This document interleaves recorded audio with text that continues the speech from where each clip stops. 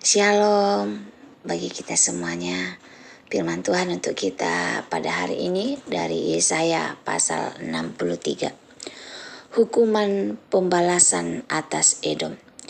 Siapa dia yang datang dari Edom?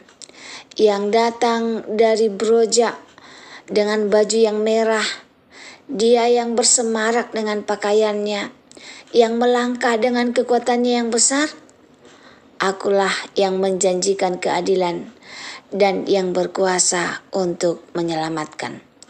Mengapakah pakaianmu semerah itu dan bajumu seperti baju pengerik buah anggur? Aku seorang dirilah yang melakukan pengirikan, dan dari antara umatku tidak ada yang menemani aku. Aku telah mengirik bangsa-bangsa dalam murkaku. Aku telah menginjak-injak mereka dalam kehangatan amarahku. Semburan darah mereka memercik kepada bajuku, dan seluruh pakaianku telah cemar. Sebab hari pembalasan telah kurencanakan, dan tahun penuntutan bela telah datang. Aku melayangkan pandangku, tidak ada yang menolong. Aku tertegun, tidak ada yang membantu. Lalu tanganku memberi aku pertolongan, dan kehangatan amarahku itulah yang membantu aku. Aku memijak-mijak bangsa-bangsa dalam murkaku, menghancurkan mereka dalam kehangatan amarahku, dan membuat semburan darah mereka mengalir ke tanah. Doa pengakuan dan permohonan Israel. Aku hendak menyebut-nyebut perbuatan kasih setia Tuhan, perbuatan Tuhan yang masyhur, sesuai dengan segala yang dilakukan Tuhan kepada kita, dan kebajikan yang besar kepada kaum Israel, yang dilakukannya kepada mereka sesuai dengan kasih sayangnya, dan sesuai dengan kasih setianya yang besar. Bukankah ia berfirman, sungguh merekalah umatku, anak-anak yang tidak akan bercurang, maka ia menjadi juru selamat mereka. Dalam segala kesesakan mereka, bukan seorang duta atau utusan, melainkan ia sendirilah yang menyelamatkan mereka. Dialah yang menebus mereka dalam kasihnya dan belas kasihnya. Ia mengangkat dan menggendong mereka selama zaman dahulu kala. Tetapi mereka memberontak dan mendukakan Roh Kudusnya, maka ia berubah menjadi musuh mereka, dan ia sendiri berpegang melawan mereka. Lalu teringatlah mereka kepada zaman dahulu kala, zaman Musa hambanya itu, di manakah dia yang membawa mereka naik dari laut bersama-sama dengan pengembala kambing dombanya? Di manakah dia yang menaruh Roh Kudusnya dalam hati mereka, yang dengan tangannya yang agung menyertai Musa di sebelah kanan, yang membelah air di depan mereka untuk membuat nama abadi baginya, yang menuntun mereka melintasi samudra raya seperti kuda melintasi padang gurun? Mereka tidak pernah tersandung, seperti ternak yang turun ke dalam lembah. Roh Tuhan membawa mereka ke tempat perhentian. Demikian engkau memimpin umatku untuk membuat nama yang agung bagimu. Pandanglah dari sorga dan lihatlah, dari kediamanmu yang kudus dan agung, di manakah kecemburuanmu dan keperkasaanmu, hatimu yang tergerak dan kasih sayangmu? Janganlah kiranya engkau menahan diri. Bukankah engkau Bapa kami?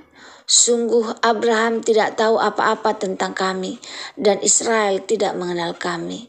Ya Tuhan, Engkau sendiri Bapa kami. Namamu ialah penebus kami sejak dahulu kala.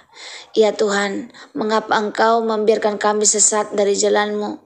Dan mengapa Engkau tegarkan hati kami sehingga tidak takut kepadamu?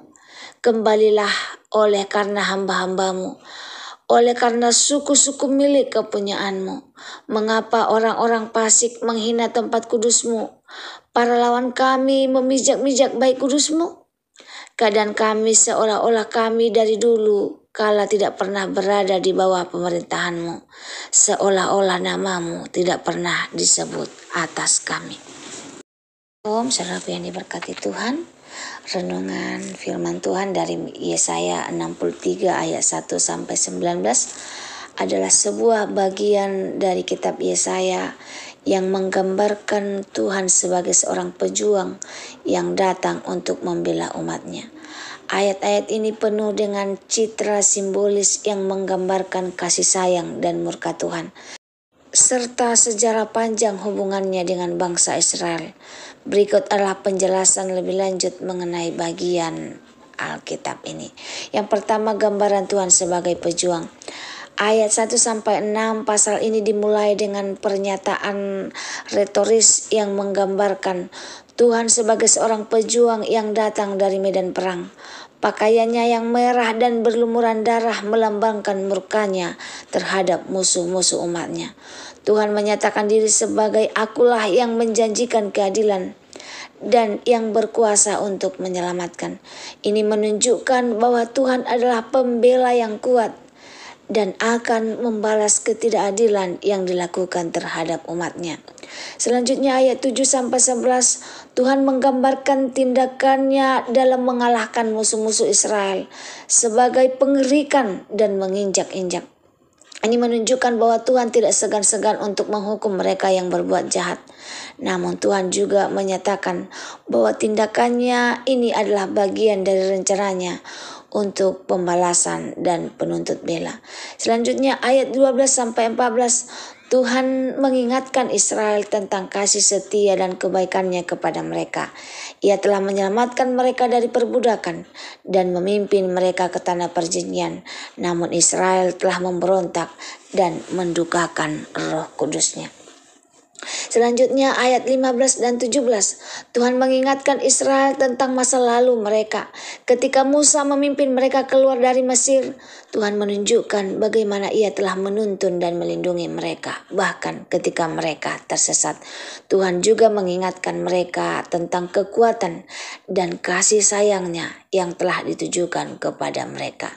Ayat 18-19, ayat-ayat ini menunjukkan kesedihan dan kekecewaan Tuhan kepada Israel yang telah melupakannya dan mengizinkan musuh-musuh mereka untuk mencemarkan tempat kudusnya. Tuhan bertanya mengapa mereka seolah-olah tidak pernah berada di bawah pemerintahannya dan tidak pernah mengingat namanya. Makna dan penerapan Yesaya 63 1-19 menyajikan gambaran yang kompleks tentang Tuhan.